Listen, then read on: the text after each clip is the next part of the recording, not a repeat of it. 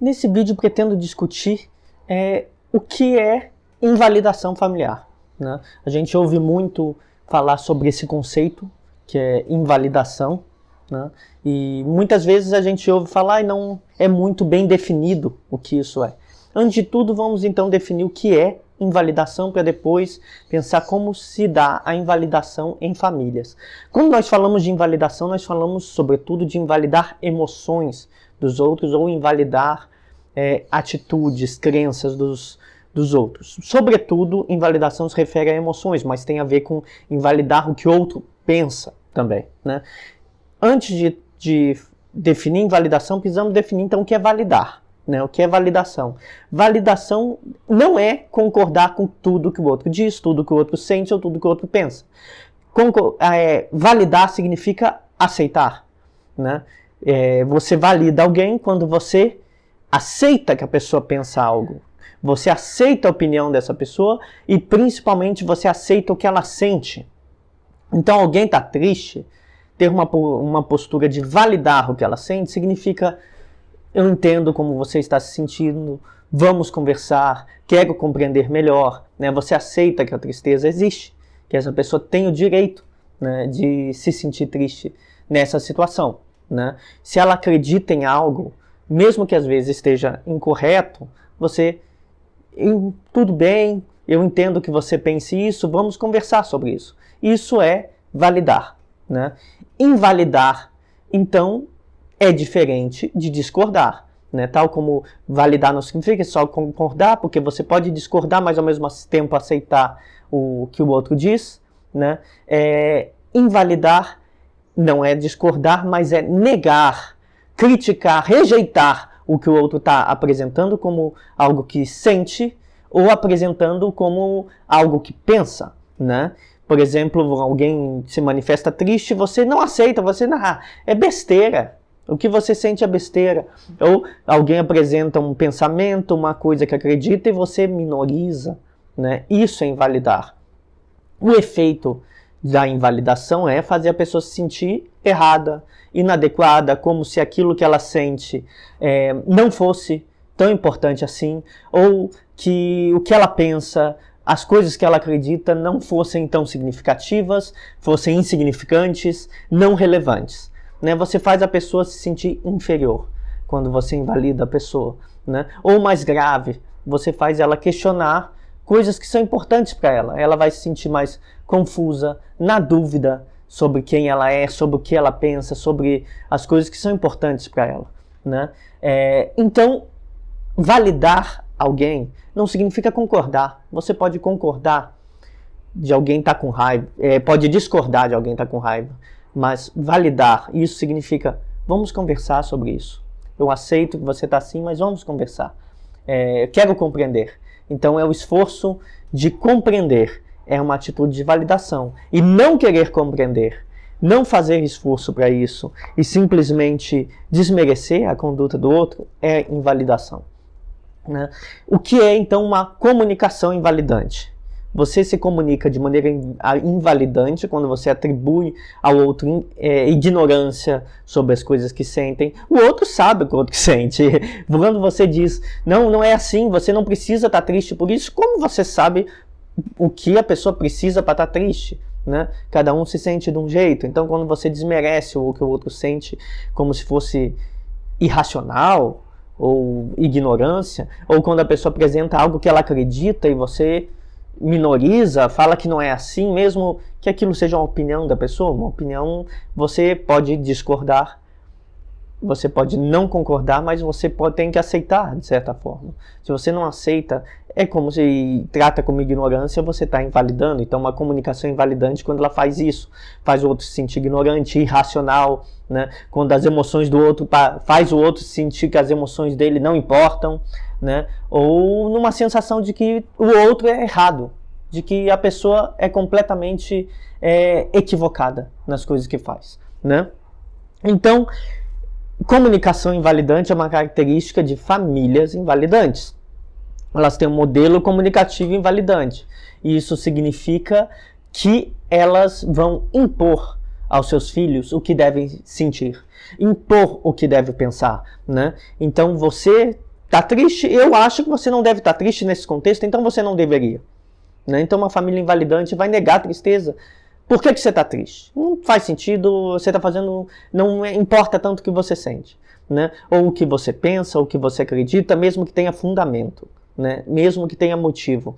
Então, uma família invalidante é aquela que vai achar que, principalmente os seus membros mais velhos, pais, avós, tios, vão achar que sabem o que está certo para o que é o melhor para seus membros mais novos. E não vão aceitar a discordância. Né? Elas não vão aceitar que você possa saber mais sobre o que você quer para a sua vida. Né? Então elas vão achar que sempre estão certos e sabem o melhor. Então se você está triste, você está errado. Se você acredita em algo diferente, você está errado. Então você não sabe sobre você. Isso é o que acontece numa família invalidante. Você não sabe sobre você, você não sabe explicar bem as coisas que são importantes para você mesmo. Então tem um aspecto que é, como assim? Eu não sei explicar as coisas, e essas coisas são importantes para mim? Como assim? Né? Alguns exemplos que eu posso dar disso. Né? Quando uma família diz que você não faz mais do que obrigação, ela está de certa forma te invalidando, porque você pode ter se esforçado muito em algo e aquilo vai ser minorizado. Quando você passa por um acidente, tem algum período difícil da vida e dizem que poderia ser pior, não sei quem da sua família passa por algo pior. Então está minorizando o seu sofrimento porque alguém está pior, mas isso não faz você se sentir melhor. Né? Ou quando você está triste, dizem que você está exagerando. Quando você pensa em algo que é importante para você, uma decisão de vida, dizem que não é tão importante assim. Né?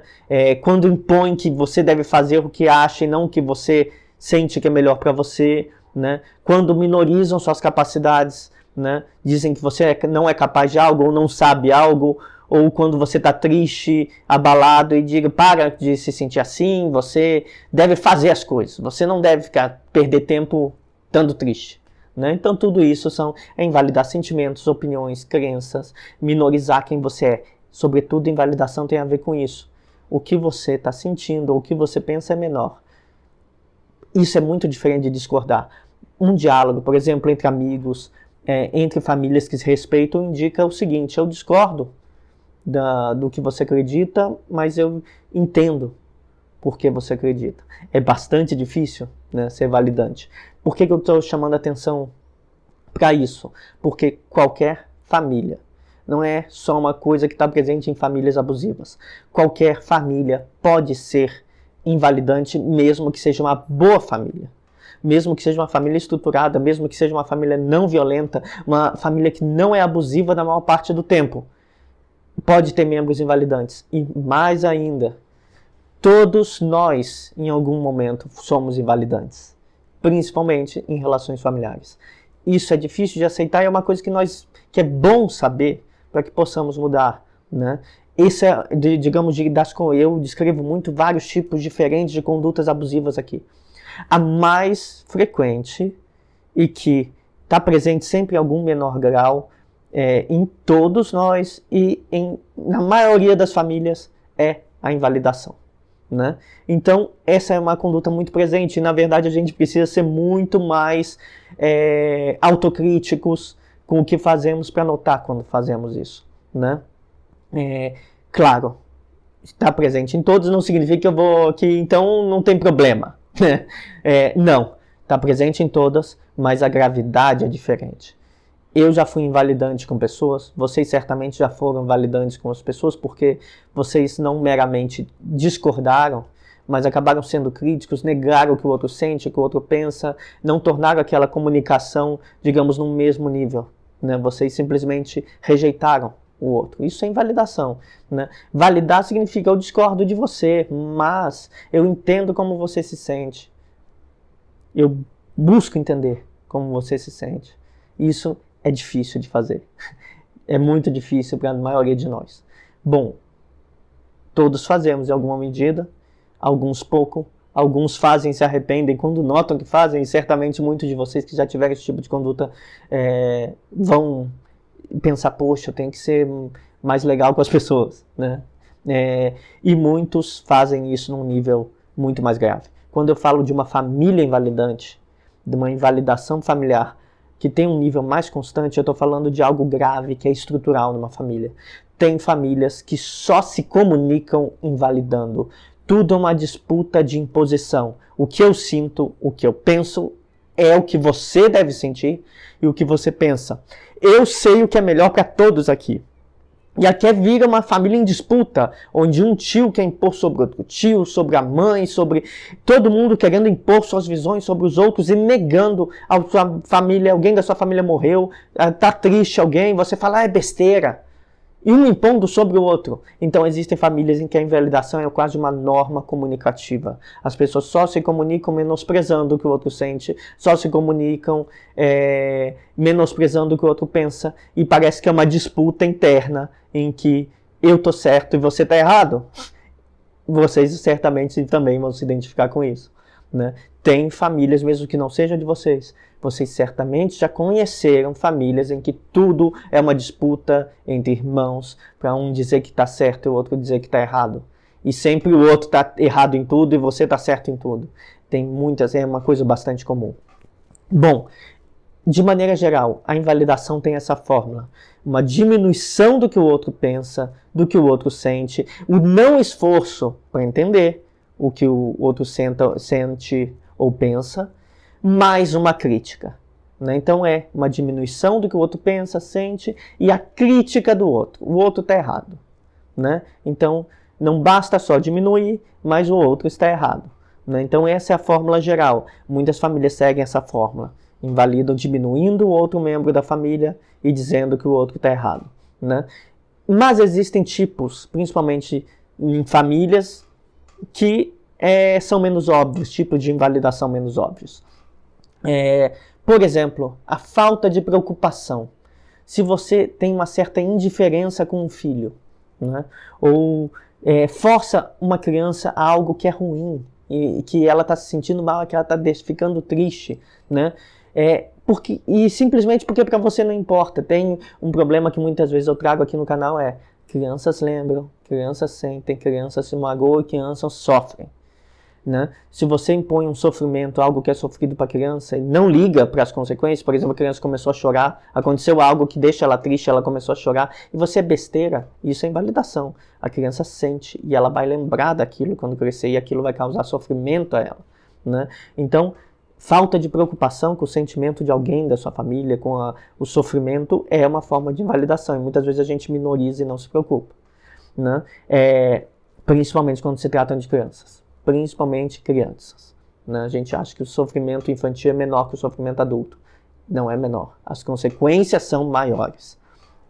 Segunda questão, que é um tipo menos óbvio de invalidação, é intelectualização. O que é intelectualização? É racionalizar emoções. Alguém está triste, você falando, você não deveria se sentir assim, pensa no outro lado. E você acaba minorizando e dizendo que está errado como uma pessoa se sente. Ou você cobrar lógica, a pessoa está passando por um sofrimento extremo e você, seja lógico, vamos pensar isso de maneira fria, né? Isso pode funcionar para você, não significa que funciona para todo mundo. Pensar de maneira lógica, fria, racionalizar em situações tensas, não é fácil e causa mais sofrimento, né? Então você trata o outro como irracional, sendo que não é. O sofrimento é típico da condição humana, né?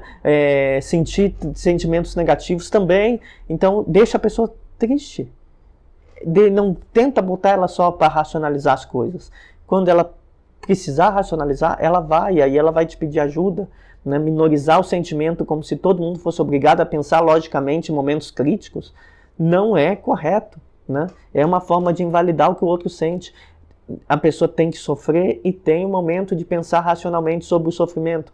As duas coisas não podem ser, uma não pode atropelar a outra, né?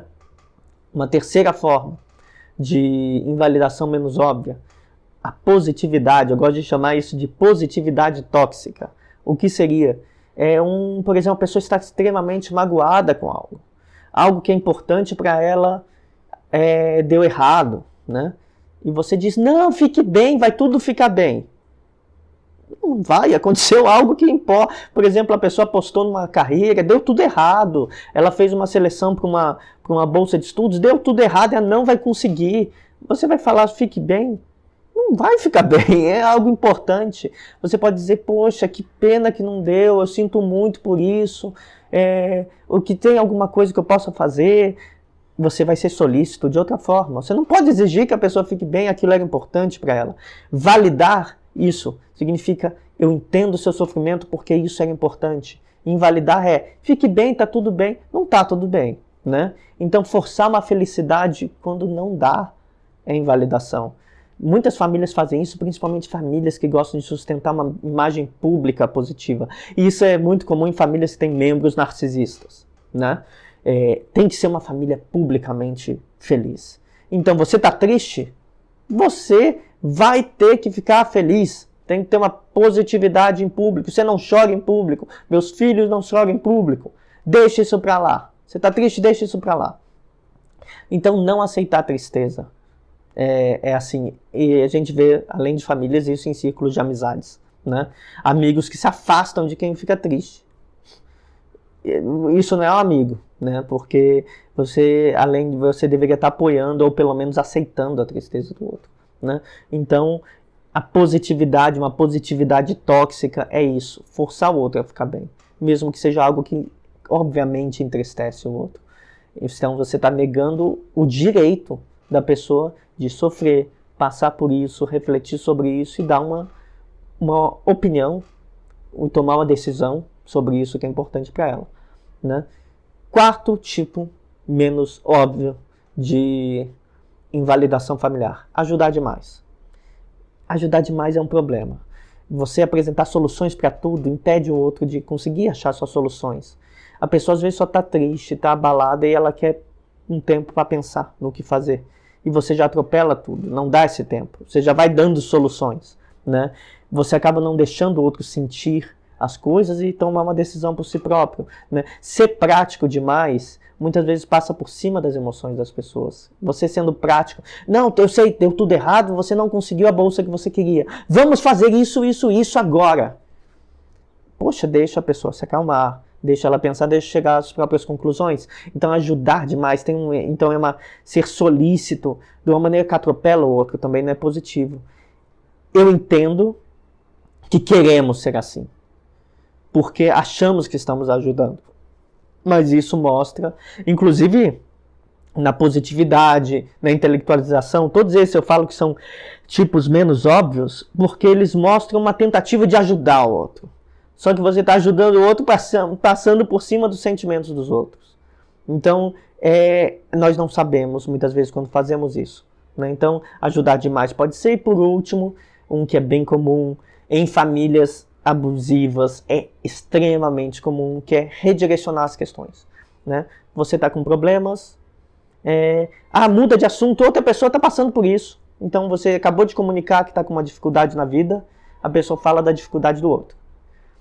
Você acabou de pedir ajuda, a pessoa fala, mas a outra pessoa precisa também disso, né? Então você fez uma crítica, uma conduta que te magoou, a pessoa, mas você também faz isso, ignora completamente sua crítica, né? Ou você apresenta um problema, que você queria conversar sobre ele, a pessoa, mas eu também já passei por isso. E ignora o seu problema. Então, esse redirecionamento para os outros, para o meu problema de não sei quem, mudar de assunto é uma forma de não ter que lidar com as suas emoções. A pessoa não está nem aí para as suas emoções. Mostra até um traço de egoísmo, né? A pessoa quer sua companhia, mas não quer ter que te apoiar. Então essa é bem comum em famílias abusivas, né? A pessoa simplesmente ignora, você redireciona, outros estão passando mais dificuldades, então fica quieto, fica na sua, né? Bom, eu achei importante falar desses tipos menos óbvios, porque eles são os que nós acabamos cometendo mais, mesmo não estando num contexto em que nós somos, sobretudo, as pessoas mais invalidantes, são mais escorregados, né? A gente escorrega e faz sem querer, né?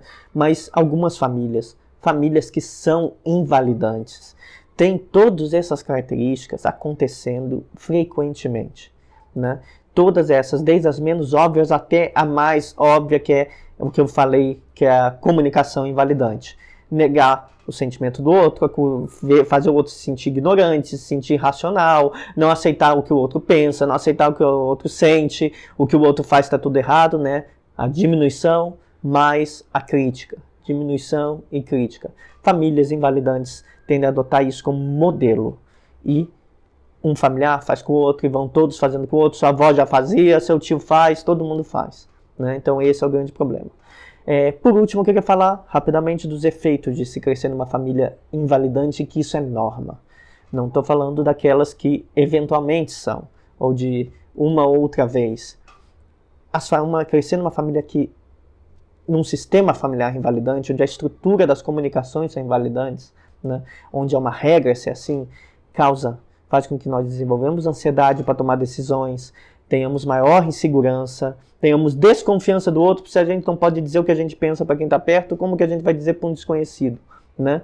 Então a gente vai ter dificuldade de fazer as coisas na vida, vai ser mais inseguro para tomar decisões, vamos ter mais vergonha e medo de se expressar, porque se a gente se expressa para alguém que a gente confia, e a pessoa diz que não importa o que a gente sente, o que a gente pensa, ou desvaloriza, a gente vai ter medo de se expressar. Então pode gerar uma conduta de insegurança, timidez excessiva, ansiedade excessiva para falar em público e, em casos mais graves, uma instabilidade emocional.